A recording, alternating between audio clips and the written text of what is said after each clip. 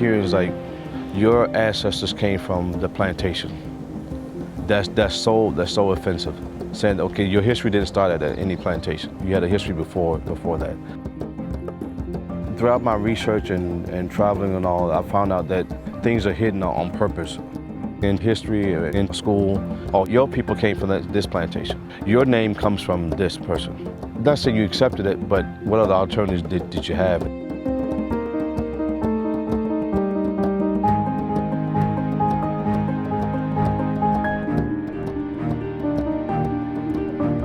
This particular house, built in 1821, there were people here that were enslaved. 3 individuals I have names for, and I think 1 or 2 may be buried in the cemetery that's also on this property.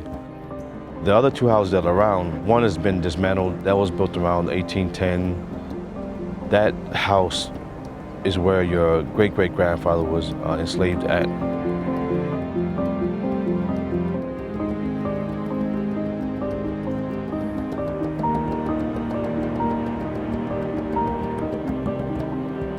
The other house was built in 1798. That was the Burwell Holland house. They were the prominent people in this area. And again, that was your great-grandfather who was enslaved there. To see something like that written down in person and how it affected your own family here in the U.S., that prompted me to even do more. It's okay, no, my journey is not finished. I need to do more, and let me figure out how I'm gonna do it.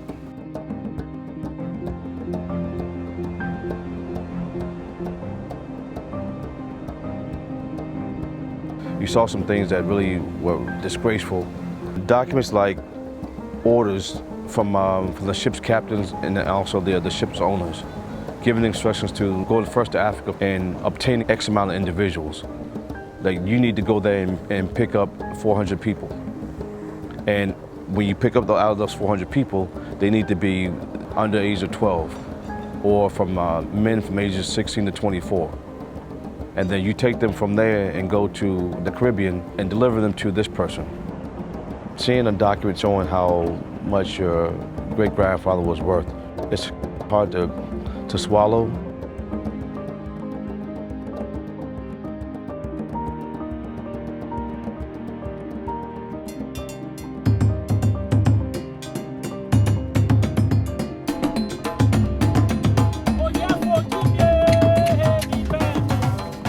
The name I was able to find out was named Galemo. It's N-G-A-L-E-M-O.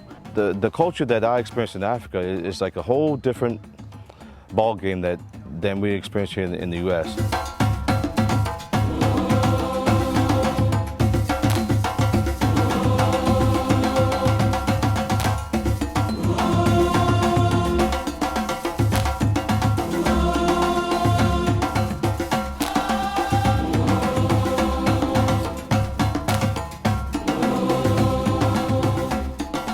You found out that you didn't come from a plantation. You didn't come from a foggy situation that you lived under for several generations, but yet you came from a sunny situation, a more uplifting, more positive place.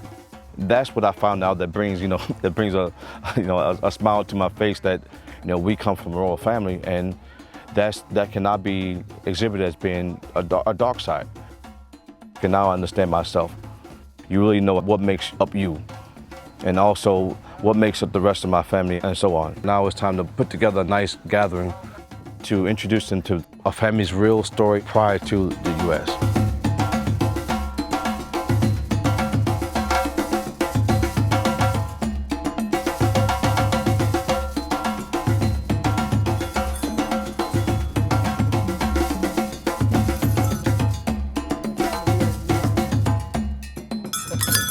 In the beginning, there's supposed to be some type of procession from a sacred place on anyone's land. Before you started, you need to at least go in and address the ancestor that, okay, look, I'm here.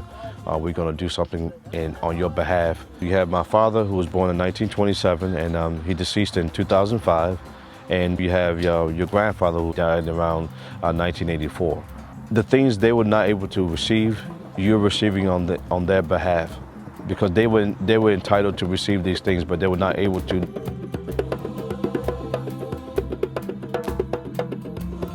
So that's why we did it today, to honor your father's lineage and to show, like, this is what you'll do.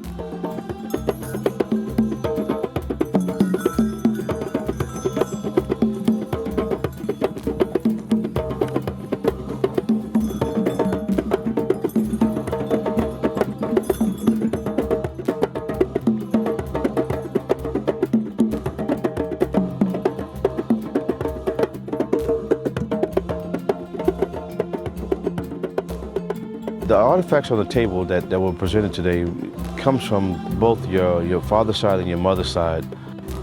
They may have seen these artifacts in a book or online, but actually to see this in person and knowing how it relates to your own background, I think that's going to resonate in a different way now from this point going further, because they were able to see it, touch it, and really have someone to tell you about it, and also having people from those areas to tell you about these artifacts.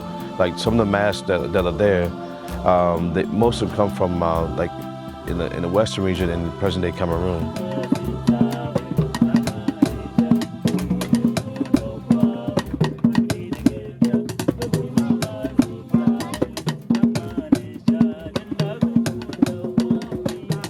The food that we had today was, I'll call like an international display of art. You know, you had the traditional, like we call it quote-unquote American food, you know, with your chicken and corn and things like that, which everybody kind of knows about. But then you had the mixture of the traditional Cameroonian, present-day Cameroonian food of the koki, the jama jama. You have the fufu corn, and you have the plantains, those type of things that I'm glad to see people really took an effort to try it. I was so overjoyed when I see everybody trying the food, and after the dinner, everybody came to me and said, "Your food was so nice. Your food was nice. We try your food." So I was so happy. So that made me to know that our taste, all of us Africans, we are one. No matter where you grew, no matter where you came from, all of us are one.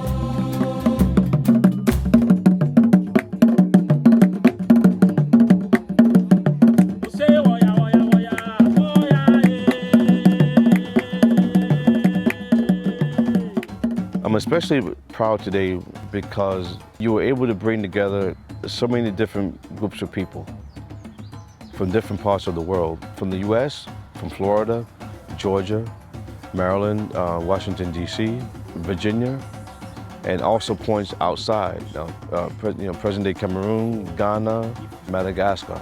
And they all came today just to be here, just to be a part of what you're trying to do. Today was a great day. I appreciate what we have done here, and I was surprised because I feel as I was in my country, in Cameroon.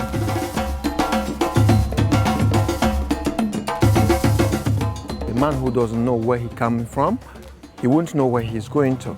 I saw people came from all walks of life, different countries in Africa to come and support this initiative. If what he was doing was not that serious, people will not come from Ghana, Nigeria, Madagascar, and a host of other African countries to come and support this initiative. And I also saw people who are willing to know where they're coming from. And I'm so proud of his family tree.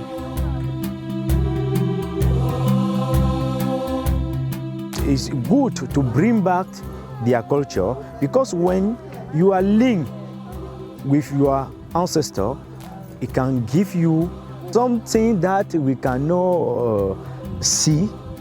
It's in our mind, in our spiritual thinking. So it can make us think more, have a spiritual link with our ancestor, and it can make you be strong.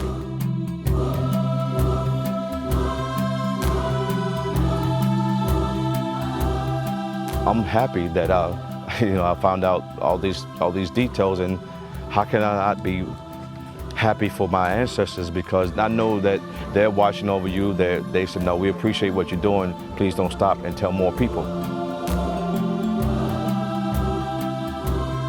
I'm a voice for them, and I know that their lives didn't go down in vain because I'm here and I found some things out. Yeah, that's what I'm most happy about, that I did this for them, and I think they know it.